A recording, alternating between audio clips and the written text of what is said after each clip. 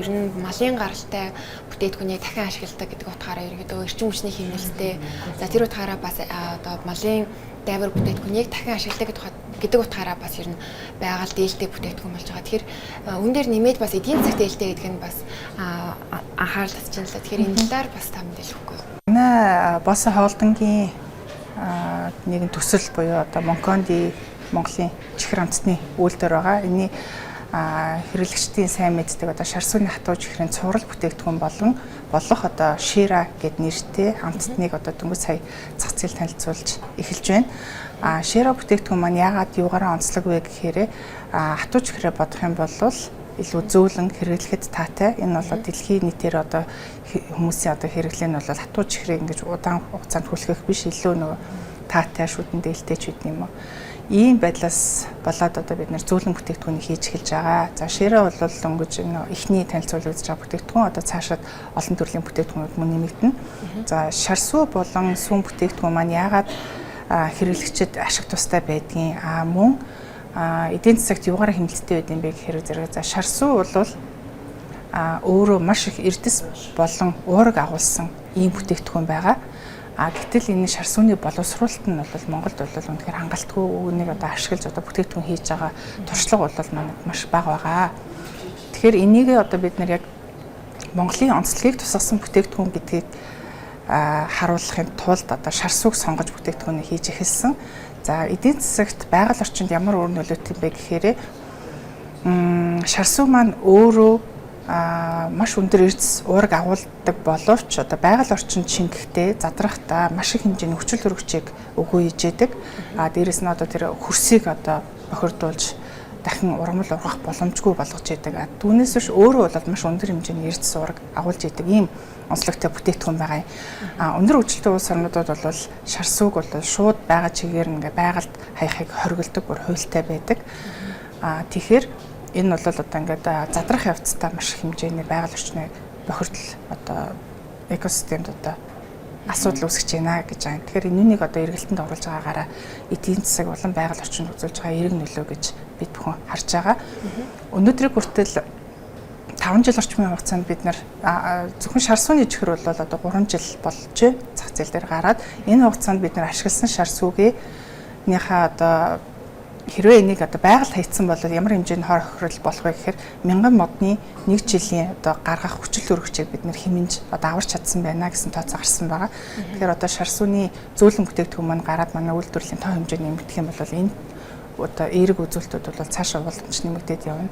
Дээрэс нь манай тоног төхөөрөмжүүд маань өөрөө уураар ажилладаг. Энэ одоо цахилгаанаар ажилласнаас 70%-аар илүү эрчим хүчний хэмнэлтийг бас үүсгэж чадж байгаа. Энэ хэмжээгээр бас өртөг багасч одоо үнэнд ч гэсэн нөлөөлж байгаа. Ийм эерэг нөлөөтэй байгаа. Тэгэхээр байгаль орчинд үзүүлэх одоо эерэг нөлөөний тал дээр бас ерөнхийдөө нүүрс хүчлийн одоо нүүрс төрөгчийн ялгарал зам уу одоо хог хаяглалыг бууруулах чиглэл дээр бас ямар нэгэн хийсэн тоон судалгаа одоо үр дүнгийн мэдээлэл бий юу? Монгол улсад маань одоо яг энэ төрлийн статистик бол харьцангуй ер нь бол жоохон хомсдмол байна. Яг 900 орчим сая литр сүүний хэрэглээтэй байгаа юм. Манай Монгол улс ийм хэмжээний сүүг одоо бид нар бэлтгэж байгаа. Үүний одоо тал орчим 50 орчим хувь нь болохоор үйлдвэрлэлд ордог. Ингээд энийг ингээ ойролцоод өнгөөр шилжүүлээд бодох юм бол ингээд хэдэн сая литр шар сүү бол ялгарч гарч байгаа. Гэхдээ үүнийг одоо бүтээгдэхүүн болгож байгаа нь бол маш бага тоо хэмжээтэй байгаа. Тэгэхээр одоо шар суугаар яг боловсруулж байгаа бүтээгдэхүүнүүдэд бүртгэснээр бид нар шар сууны гарцыг одоо шууд цэвэр тоолох боломжтой. Энэ тал дээр бол одоо олон улсын судалгааны байгууллагууд бас ажилтдаг юм байлээ. Яг биднэрт бол дотооддоо бол яг ингээ бүх мэдээллүүдийг нэтгэж авах дээр бол үнэхээр мэдээлэл хомс байгаа. Бид нар бас одоо шар сууныхаа түүхийн эдийг концентрац болгож бэлдүүлж авдаг 3 үйлдвэртэй ажиллаж байна. Ингээд цаашид одоо бидний үйлдвэрлэлд оруулахад бэлэн ийм концентрац болгоод бэлдээд өгөх юм бол бусад үйлдвэрүүдтэй ч гэсэн одоо хамтран ажиллахад бол маш нээлттэй. Үйлдвэрлэл ер нь альва улс оронд үйлдвэрлэл, массын үйлдвэрлэл хөгжихийн тулд энэ кластер хөгжил бол маш чухал байдаг. Тэгэхээр энэ тал дээр ч гэсэн бид нар бас бусад бизнес эрхлэгч нартай бас боломжийг нээж өгч байгаа гэж харж байгаа. Тэрээс ерөнхийдөө зорилттой зах зээлийг бас та ямар байдлаар тодорхойлж ийн. За шар сүний чихэр үйлдвэрлээд одоо 3 жилийн хугацаа өнгөрсөн байна. Тэгэхээр хэрэглэгчийн одоо ер нь зан төлөв, хэрэглэгчдийн шинэ хадлага бас зэрэг өөрчлөгдөж байна. Зөвхөн монгол хэлтгүй ер нь бол хэрэглэгчийн зан төлөв хэрэглээний байдал бол ингээд маш богино хугацаанд ингээд өөрчлөгдөд байдаг болсон байна. За шар сүний хатуу чихрийн хувьд бол хэрэглэгчид одоо ч гэсэн таашаа хэрэглэж байгаа хэвээрээ. Гэхдээ дэлхийн нийтээрээ монголчууд ч гэсэн юм хатуу чихрийг хүлгэж идэх байдал бол ер нь жоохон багасаад байгаа. Бид нар чинь ер нь бол уламжлалтаараа бол хатуу чихрийг маш их хүлгэж иддэг байсан бол энэ байдал ингээд багасаад одоо эрзэн чихэр бол маш хүчтэй ингээд орж ирж гэн, дээрэс нь хөгжиж гэн. Эрзэн чихрийн одоо үйлдвэрлэгч нарын хөгжил бол одоо ингээд нэлээд хэдэн шат агсан ийм хэмжээнд байгаа. Тэгэхээр бид нэр тэр хэрэглэгчийн одоо зам төлөвийг дагаж бас бүтээгдэхүүний хашин чанар дээр нэгж өөрчлөлт оруулж байгаа. Яг гол маркет нь одоо бидний зорж байгаа зах зээл гэх юм бол мэдээж дотоодын хэрэглэгчдээс сануулгахаас гадна экспорт хийх зорилгыг бол энэ тэргүүний зорилго болгосон байгаа. За мэдээж хамгийн ойрхон байгаа хамгийн боломжтой хөрш хятад улсынхаа хойд хэсгээр одоо экспорт хийхээр эхний харьцагч нартайгаа уулзаад амт болон одоо өнгө дизайны хувьд бол маш таатайгаар хүлээж авсан. Тэгээд Азийн улсуудаас л экспортоо эхлэндээ 26 оноос эхлэхээр төлөвлөж байгаа.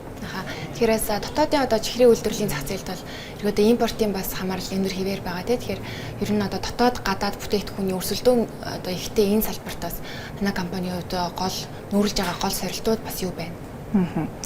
Монгол улс ер нь чихрийн хэрэглээгээр дэлхийн дончаас маш өндөрт явдаг. Одоо зөвхөн чихрийн төрлийн бүтээгдэхүүн 20 сая кг гэдэг бол маш өндөр тоо хэмжээ.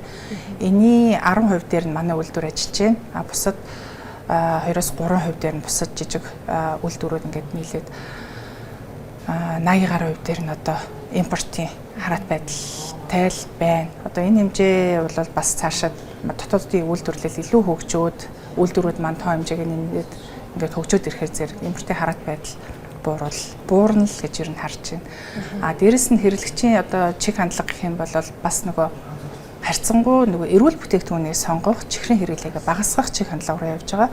Тэгээ энийг бас бид хэд зориод одоо шар сүний чихэр маань ижил төстэй бүтээгдэхүүнүүдээс сахарын орцсон 50%-аар бага байдаг. Өшөөж энэ үнийг одоо бууруулах бас бидний судалгааны ажил хийгдэж байгаа. Сав баглаа бодлын тал дээр бас ямар сорилтууд тулгарч байна. За ихэнх нь бас дотоодын үйлдвэрлэгчнэр дотоодоос заримыг нь бас урдаас импортлдог жишгээр явж байгаа. Тэгэхээр ерөнхийдөө бас одоо энэ тээвэр логистикийн нөхцөл байдалтай уялдуулаад бас сав баглаа бодол тэргүүтээ бас гол сорилтуудыг бас дурдвал. За одоо тээвэр логистикийн байдал бол харьцангуй бид нар бол хугацаагаа төлөвлөө сурчлаа. Яг захиалах тоо хэмжээний хувьд бол яалтчгүй л бид нар Хятадаас юм уу эсвэл одоо Туркээс ч юм уу захиалж авахд одоо чанар болон хийц хамаагүй илүү байгаа учраас захиалж авч байгаа тодорхой хэмжээнд нь за нэг багахан хувьд нь 5-10% орчим дээр нь бол дотоодын сав баглаа бодол үйлдвэрлэгч нартай хамтарч ажиллаж байгаа. Тэрээс эх одоо жилүүдийн төлөвлөгөөнөөс бас асуумаар байна. За Bosa компанийн хувьд бол эх жилүүдэд бас экспортоо эхлэнэ гэж хэллээ. За танд ямар ч гэсэн баяр хүргэе. Тэгэхээр бас зорилттой одоо улсуудын зах зээлийг бас Азийн орнууд гэж төлөвлөж байгаа юм. Хятадын дараагаар бас ямар орнуудад экспортлох төлөвлөгөө байна? Одоогоор хэрэг тодорхой байвал. Бид нар ер нь бол яг хамгийн ойрын улсуудаас л эхлэе гэж бодож байна. Гэхдээ мэдээж нөгөө Хятад гэдэг бол аврах том улс 10 улс руу экспорт хийх үү зөвхөн Хятадын зах зээл рүүгээ гарахад хангалттай байх нь гэдгээ одоо тоо хэмжээгээ харж иж болно. За үйлдвэрийн хүчин чадал бол зөвхөн зөөлөн чихрийн шугамын хувьд бол экспортод гарахад бол хангалттай гэж харж байгаа. Зөвхөн зөөлөн чихэр гэхэд бид нар бүрэн хүчин чадлаар ажиллах юм бол 1.2 сая кг чихэр үйлдвэрлэх хүчин чадалтай. Мэдээж одоо цоо шинэ бүтээгдэхүүн гараад дараагийн жилээс нь экспорт хийгээд амжилтанд хүрнэ гэдэг бол бас нэлээд тийм эрсдэлтэй байгаа учраас бид нар маш болгоомжтой алгуурхан хэрэглэгчид бүтээгдэхүүнээ эхний бүтээгдэхүүнээ танилцуулна. Тэгээд дараагийн бүтээгдэхүүнүүдэд туршина. Тэгээд сав баглаа бодлыг хөгжүүлэлт хийн гэх мэтчлийн шат хараатай нэлээд олон ажлууд байгаа. Тэгэхээр 26 онд одоо бид нар Хятадын одоо зүгээр жижигхэн нэг мужид нэгэн сүлжээ дэлгүүрт ороход л бол бид нар хангалттай хэмжээний тоо хэмжээ болох байхаа гэж харж байгаа.